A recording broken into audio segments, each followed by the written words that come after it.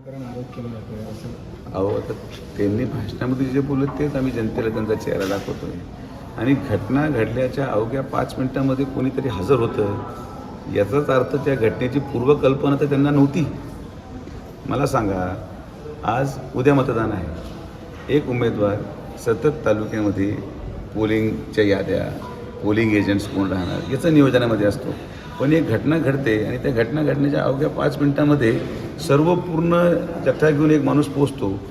म्हणून माझ्या कुठंतरी मनामध्ये शंका आहे की हे पूर्वनियोजित असेल, याची पूर्वकल्पना असल्यामुळे या ठिकाणी लगेच ताबडतोब हजर राहून बाईट देणं.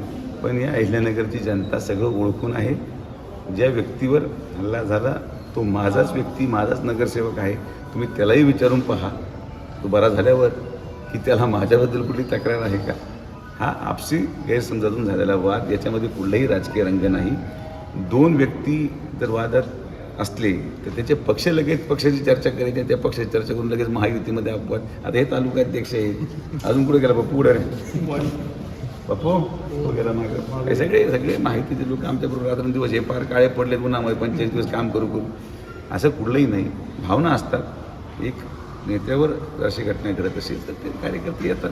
त्यामुळे कुठलाही वाद नाही. महायुती एकदम समृद्धपणे काम करते आणि सगळ्यांचं एकच स्वप्न आहे, आदरणीय प्रधानमंत्र्यांसाठी ते सगळेजण पूर्ण करण्यासाठी काम करत आहेत. त्यामुळे कोणीही राजकारण करू नये.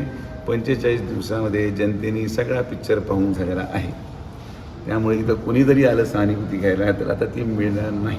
हे अंतिम. अवघे काही तास